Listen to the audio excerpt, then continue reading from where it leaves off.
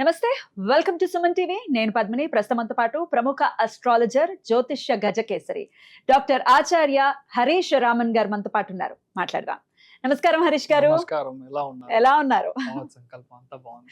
నేను బాగున్నాను. Thank you so much for your time. దీర్ఘాయుష్మాన్ భవ. మీరు బాగుండాలి, సుమన్ టీవీ ప్రేక్షకులు అందరూ బాగుండాలి, ఫ్యామిలీలో అన్ని మంచి విషయాలే జరగాలని నేను సంకల్పం చేసుకుంటున్నాను. సో గురువు యొక్క మార్పు అనేది జరగబోతోంది రేపు జూన్ 2వ తారీఖున.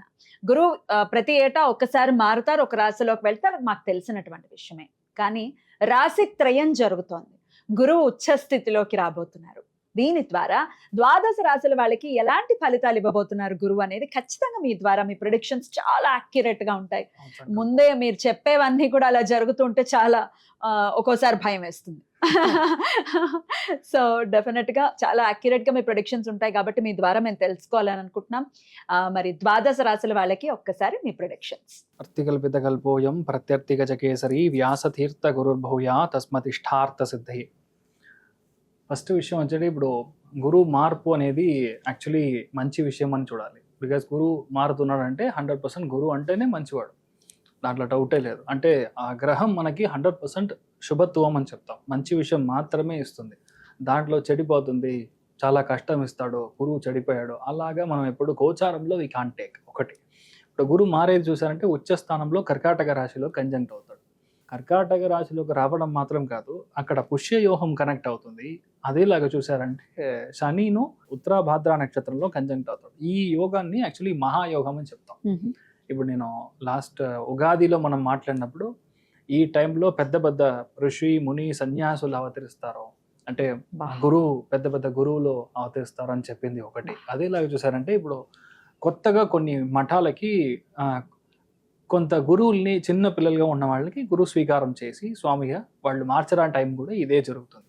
ఒకటి. రెండోది, ఇప్పుడు నిన్న మొన్న మనం చూసారంటే ఐ థింక్ హైదరాబాద్లోనే నరేంద్ర మోడీ గారు ఒక విషయం మనకు చెప్పారు, ఇలా don't invest in gold, please don't travel out side. ఇప్పుడు మిడిల్ క్లాస్లో ఉన్న వాళ్ళు అవుట్ సైడ్ ట్రిప్ వెళ్ళడం అనేది తగ్గించుకోండి.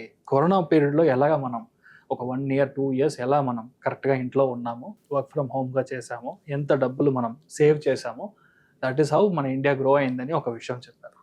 దాన్ని దీంతో కంపేర్ చేసుకుంటే he is exactly damn right. Basic point అంతే. మనం గురువు ఉచ్చస్థానం అవుతున్నా అంటే 100% బంగారం రేటు విపరీతంగా పెరుగుతుంది.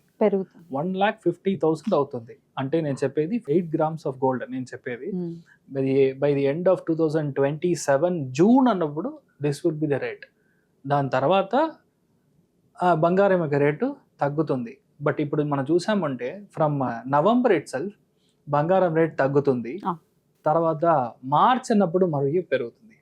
దీంట్లో 2 విషయాలు మనం అర్థం చేసుకోవాలి. Oil and gas sector will have a huge impact, just not because of the state of Hormuz అని మాత్రమే కాదు. ఎప్పుడల్లా గురువు సింహరాశికి అతిచారంగా సంచరిస్తాడో అప్పుడు కాపర్ ప్రైసింగ్ ఇంక్రీజ్ అవుతుంది, బ్యాటరీ ప్రైసింగ్ ఇంక్రీజ్ అవుతుంది. అంటే బ్యాటరీ యొక్క కన్సంప్షన్ బేసికల్ గా ఎక్కువైపోతుంది. కాపర్ కూడా యూజ్ చేస్తారు బ్యాటరీస్ కి, కాపర్ అండ్ బేస్ అంతే. సో అందుకని బ్యాటరీ ప్రొడక్షన్ ఇంక్రీజ్ అవుతుంది. ఇంకొక ప్రిడిక్షన్ ఏంటంటే శని ఎప్పుడు మేషానికి నీచ స్థానానికి వెళ్తాడో, మీరు 2028 బేసిక్గా మీరు టచ్ చేసినప్పుడు 2028 మే అన్నప్పుడు there will be almost 30% of only oil vehicles. అంటే ఇప్పుడు మనం కార్స్ యూజ్ చేస్తున్నాము, రెవల్యూషన్ రాబోతుంది, అది గ్యారంటీగా జరుగుతుంది. అదేలా చూసారంటే నీచ స్థానంలో శని వెళ్ళినప్పుడు, ఇప్పుడు మనం నేపాల్లో చూసిన ఈ అటాక్స్ జెన్జీ అన్ని ఇవన్నీ యుఎస్ లో జరుగుతుంది. సో యుఎస్ 3-4గా డివైడ్ అయ్యడానికి ఛాన్సెస్ చాలా ఎక్కువ ఉంది. దిస్ ఈస్ స్టార్ట్ పాయింట్ గా నేను చూస్తున్నాను. ఈ గురువు మార్పు అనేది స్టార్ట్ పాయింట్. ఇప్పుడు 2 విషయాలు చెప్పొచ్చు. ఇప్పుడు గురువు అతిచారంగా వెళ్ళడం, తర్వాత కేతు కంజంక్ట్ అవ్వడం, త్రికోణంలో ఉండే గ్రహాల యొక్క పవర్ తగ్గడం, ఇవన్నీ ఏంటంటే వార్ లైక్ సినారియో వస్తుంది. ఎక్కడ వార్ వస్తుంది? ఇండియా, పాకిస్తాన్, ఆఫ్ఘనిస్తాన్ ఈ జోన్లో వార్ రావడానికి ఛాన్స్ ఉంది. ఎందుకంటే రాహు కంజంక్షన్ కరెక్ట్గా మకరంలో కంజంక్ట్ అయ్యాడు.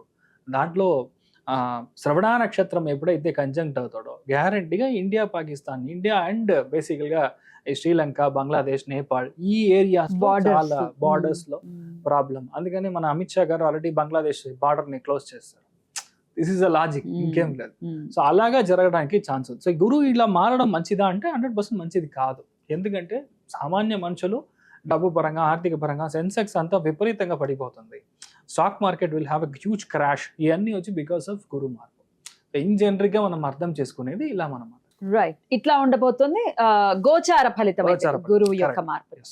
ఇక ద్వాదశ రాశులకి కూడా ఎలా ఉంటుందో మీరు ఒక్కసారి ఎక్స్ప్లెయిన్ Yeah. చేయండి. Yeah. మరి మొదలు పెడదాం. Yeah. గురువు యొక్క మార్పు జూన్ 2వ తారీఖున జరగబోతోంది. మరి ధనస్సు రాశి వారికి ఎలా ఉండబోతోందండి ఈ గురు మార్పు రీత్యా? మొదటి విషయం, ధనుసు రాశి ఎవరైతే ఉన్నారో వాళ్ళ హెల్త్ పరంగా ఫస్ట్ విషయం జాగ్రత్తగా చూసుకోవాలి. రెండవది సబ్జెక్టు జాబ్, బేసికల్గా చాలా ఇష్యూస్ రావడానికి ఛాన్సెస్ ఉంది. ఓకే. పిల్లల పరంగా చాలా ఎక్కువగా మీరు ఖర్చు పెట్టడం, నార్మల్గా సెకండ్ అటెంప్ట్, థర్డ్ అటెంప్ట్ అలాగా పిల్లలకి వచ్చి ఎక్స్ట్రా మనం ట్యూషన్స్ పంపించడం కానీ, లేదంటే ఒక పెద్ద యూనివర్సిటీ పెద్ద కోర్సు కానీ మన యొక్క సోమత కంటే అది ఎక్కువ ఉంది. సో దానికి వచ్చి మనం ఎక్కువ అకౌంట్స్లో లోన్ తీసుకోవడం కానీ బ్యాంక్లో, దానివల్ల మనం కొంచెం అప్పులు పాలు అవ్వడం ఇలాంటి విషయం ఉంది. అష్టమంలో గురువు ఉచ్చమైనప్పుడు మీ ఫ్రెండ్ని నమ్మకూడదు. 100% you should not sign any, అయ్యో వీడు మంచోడు చాలా, వీడు ఫెంటాస్టిక్ అనే పర్సన్, వీడికి లోన్ ఇవ్వండి సార్, మావాడే సార్, మంచి జాబ్ ఇవ్వండి సార్. రెఫరెన్స్ మూలకంగా ఎవరికైనా జాబ్ మీరు ఇచ్చారంటే మీరు లోపలికి వెళ్ళడం ఖాయం. అంత ప్రాబ్లం వస్తుంది. అంటే legal complications will be so high, critical. చాలామందికి మెమోస్ రావడం, చాలామందికి నోటీసెస్ రావడం, ఇలాంటి విషయాలన్నీ ధనురాశి ఎవరైతే పుట్టారో వాళ్ళకు ఉంటుంది. బట్ ఏంటి దీంట్లో ఒక పెద్ద చేంజ్ ఏంటంటే, ఎవరెవరికి బాగుందంటే క్రిమినల్ అడ్వకేట్స్కి బాగుంటుంది, ఇన్ జనరల్ అడ్వకేట్స్కి బాగుంటుంది, ఆడిటింగ్ ప్రొఫెషన్లో ఉన్న వాళ్ళకి బాగుంటుంది, బ్యాంక్లో అప్పులు ఇచ్చిన తర్వాత రికవరీ చేసే డిపార్ట్మెంట్లో ఉండే వాళ్ళకి బాగుంటుంది, విజిలెన్స్లో ఉండే వాళ్ళకి బాగుంటుంది, ఇన్కమ్ ట్యాక్స్లో ఉండే వాళ్ళకి బాగుంటుంది. అదేలాగా ఎవరైతే సీనియర్ లెవెల్ అథారిటీస్ ఉన్నారో, మెయిన్గా తప్పు జరగకుంటే స్టాప్ చేసే డిపార్ట్మెంట్ వాళ్ళకి బాగుంటుంది, ఇన్సూరెన్స్ ఏజెంట్స్కి బాగుంటుంది, ఎలక్ట్రికల్ ఎలక్ట్రానికల్ మెకానికల్స్కి బాగుంటుంది. ఏంటి డబ్బు పరంగా మిగతా వాళ్ళ దగ్గర తీసుకునేకి చాలా కష్టపడాల్సిన ఒక సిచ్యువేషన్గా ఉంటుంది. చెప్పాల్సి అంటే లీగల్గా వెళ్తాను, నువ్వు ఇవ్వకపోతే గ్యారంటీ నేను లీగల్ నోటీస్ సర్వ్ చేస్తాను, అలా కొంచెం భయపట్టి మీరు చేయాల్సిన సిచ్యువేషన్ వస్తుంది. బట్ ఎలా చూసినా ఇన్ఫ్యాక్ట్ ఏంటంటే ఇప్పుడు స్థానప్రాప్తం లేదన్నా గురు దృష్టి బాగుంది. అంటే 12th భావం ఇస్ వెరీ గుడ్ భావం, అది కాలపురుషునికి అష్టమ స్థానం.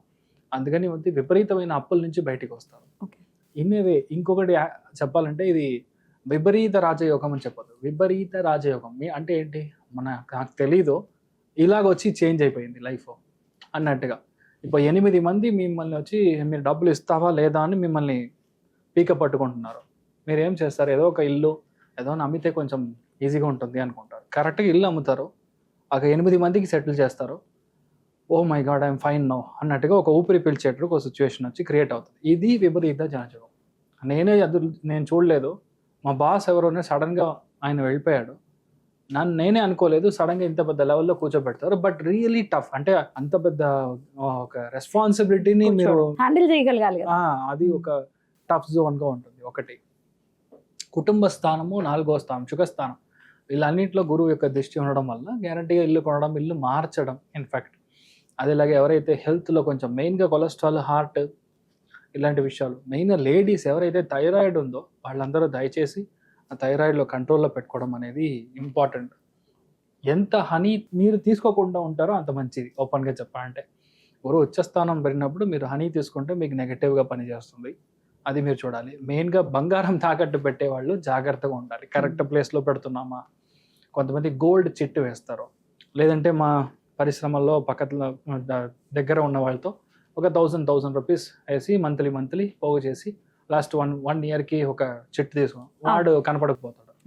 ఇలాంటి విషయాలన్నీ కాస్త జాగ్రత్తగా. ఇంకోటి, అది పోయినా పర్లేదు, లాస్ట్లో వాడు మన మీద వేసే కేసు, ఇలాంటి విషయాలు రావడానికి ఛాన్స్ ఉంది. బట్ ఎలా చూసినా ప్రొఫెషనల్ లైఫ్ ఇస్ గుడ్. ఎందుకు గుడ్ అంటే, ఒక చోట మీరు పని చేస్తే మీకు వర్కౌట్ అవ్వదు, అందుకని 2-3 చోట్ల మీరు పని చేస్తారు. ఇంకొకటి సుఖస్థానంలో ఉన్న శనికి డైరెక్ట్గా గురువు కంజంక్షన్లో కనపడుతున్నాడు కాబట్టి గ్యారంటీగా మీ యొక్క లైఫ్లో ఒక స్టెప్ ఫార్వర్డ్ వెళ్తారు, కానీ ఇంటిని మర్చిపోతారు. పిల్లల పరంగా సమస్యలు చాలా ఎదుర్కొనే ఒక సిచ్యువేషన్ ఉంది. పిల్లలు ఓవర్గా థింక్ చేస్తారు, నా వల్ల అవ్వదు, ఇక మించి నేను చదవను, ఐఎమ్ అన్ఫిట్ ఫర్ ఇట్ అని వాడు మాట్లాడుతూ ఉంటారు. మీ have to give some support ఇవ్వాలా? సపోర్ట్ ఇవ్వాలి. ఇంకొకటి చేశారంటే అష్టమంలో ఇంత గట్టిగా గురువు స్థానం ఉచ్చమైనప్పుడు వాళ్ళు అదే కాలేజీలో కావాలి, అదే సీట్లో కావాలి, అదే కోర్సులో కావాలని పట్టుపడతారు. స్టబన్గా ఉంటారు. అది దానికి మనం డబ్బులు ఎక్కువ ఖర్చు పెట్టాల్సి వస్తుంది. ఇలాంటి విషయాలన్నీ చూసుకోవాలి. ఫ్యామిలీ లైఫ్ 100% చూసుకోవాలి. అష్టమంలో గురువు ఉన్నప్పుడు కొన్ని విషయాలు సరిగా ఉండదు. సో అన్ని విషయాలు అంటే హస్బెండ్ అండ్ వైఫ్లో ఉన్న విషయాలు కానీ అన్నీ కొంచెం జాగ్రత్తగా చూసుకోవాలి. మెయిన్గా నేను చెప్పేది మీ మదర్ యొక్క హెల్త్. స్పెసిఫిక్గా అది అష్టమము అంటే గ్యారంటీగా అమ్మ మదర్ యొక్క హెల్త్, హార్ట్, బీపీ ఇలాంటి విషయాల్లో కాస్త జాగ్రత్తగా చూసుకోవడం అనేది మంచిది. ఫైనాన్షియల్గా మీకు ఇబ్బంది రాదు, డబ్బులు రావాల్సిందే వస్తుంది. అప్పుడు ఎక్కడ ప్రాబ్లం అవుతుందంటే మీ యొక్క ఫ్యామిలీ లైఫ్ కాస్త ఇబ్బంది లేకుండా చూసుకోవడం అనేది మంచిది. Right. ధనురాశి వాళ్ళకి ఇక టార్గెట్ మిస్ అవ్వకుండా మీరు ఉన్నారంటే ఆటోమేటిక్గా సెట్ అవుతుంది. రైట్. అయితే కొంత మిశ్రమ ఫలితాలు ఉన్నాయి కాబట్టి Correct. గురువు యొక్క అనుగ్రహం మాకు పరిపూర్ణంగా రావాలి అంటే ఎటువంటి పరిహారాలు చేసుకోవాలి? చందన అభిషేకం చేయించాలి. ఎవరికి? ఇంకా తిరుచెందూరు మురుగన్కి, యాక్చువల్గా మురుగన్ చెప్పొచ్చు, లేదా సుబ్రహ్మణ్య స్వామికి ఇక్కడ ఉన్నా ఓకే. అలా మీరు చేయించారంటే మంచి చేంజ్ వస్తుంది. ఇక్కడ హైదరాబాద్లో స్కందగిరి అని స్కందగిరి చాలా పవర్ఫుల్. ఫ్యాంటాస్టిక్ అని ఒక గుడి, ఇన్ఫాక్ట్ రీసెంట్గా కూడా నేను వెళ్ళాను. అక్కడ మీరు చందనాభిషేకం, చందన కాపు అని చెప్తాం, అది మీరు వేయించిన విపరీతమైన చేంజెస్ వస్తూ ఉంటుంది. అదిలాగే ఎప్పుడు గురువు ఎప్పుడైతే ఉచ్చ స్థానంలో ఉన్నాడో అష్టమ స్థానం కనెక్ట్ అయినప్పుడు కూడా మీరు డైలీ చందనం పెట్టుకున్నారంటే దృష్టి స్థానం నివర్తి అవుతుంది. ఎక్కడ ఏనుగును చూసినా నమస్కారం చేయాలి. ఏనుగుకి అంత పవర్. మెయిన్గా ఆ ఏనుగుని మనం చూసాం, అది అష్టమ స్థానం ఉన్నప్పుడు రెండు విషయాలు, గోమాతకి ఈక్వలెంట్ టు ఏనుగు, రెండు ఒకటేలాగా ఈ ఉచ్చారంలో పనిచేస్తుంది. అది మాత్రం మీరు చేస్తే చాలు, చాలా బాగుంటుంది. అలా చాలా బాగుండాలి ధనుసు రాశి వారికి ఎటువంటి పరిస్థితులు. ఎందుకంటే ఒకంత భయాందోళనలోనే ఉన్నారు. ఎంత అర్ధాష్టమ శని కొంత ఇబ్బంది పెడుతోంది మమ్మల్ని అని కంప్లైంట్ చేసే వాళ్ళు ఉన్నారు. కరెక్ట్. అర్ధాష్టమ శని యొక్క పని జరగదు ఇప్పుడు, జరగదా? జరగదు. ఎందుకంటే ఇప్పుడు గురు కంజంక్షన్ లో ఉంది కాబట్టి నేను ఇది అష్టమ శనికి ఎలా చెప్పాను అలానే ధనుసు రాశి వాళ్ళకి ఇప్పుడు అర్ధాష్టమ శని యొక్క పని జరగదు. అంటే ఏంటి, ఊరు నుంచి బయటికి వెళ్ళాలి, ఇంటి నుంచి బయటికి వెళ్ళాలి, వేరే స్టేట్ వెళ్ళాలి ఒకటి. But at the same time ఇప్పుడు అతిచారంలో గురువు మార్పు ఉంటుంది. ఎప్పుడు మన డిసెంబర్ సింహరాశిలోకి వస్తాడు. అప్పుడు ధనుసు రాశి వాళ్ళకి కోటీశ్వర యోగం ఉంటుంది. బట్ టిల్ ద టైం కత్తి మీద నడిచేటట్టు ఉంటుంది. You can't even explain. ఆ స్పాట్ దాకా మీరు కాస్త జాగ్రత్తగా ఓపిక పట్టి మీరు హోల్డ్ చేశారు. మీ దగ్గర నుంచి డబ్బులు తీసుకొని మీకే అగేన్స్ట్ గా మాట్లాడితే ఎలా ఉంటుంది? That is the scenario now. అందుకని కాస్త జాగ్రత్తగా ఉండాలి. దాని తర్వాత no problem, nothing to worry. చాలా బాగుంటుంది డిసెంబర్ తర్వాత. దాని యొక్క ట్రైలర్ అంటే 2027 మే ఒక ట్రైలర్ వచ్చి మీకు డిసెంబర్, జనవరి, ఫిబ్రవరిలో కనపడుతుంది. అంత బాగుంటుంది. Beautiful, beautiful. చాలా చక్కగా తెలియజేశారు. కృతజ్ఞతలు. నెక్స్ట్ వీడియోలో మకర రాశి గురించి తెలుసుకుందాం. Thank you sir. నమస్తే.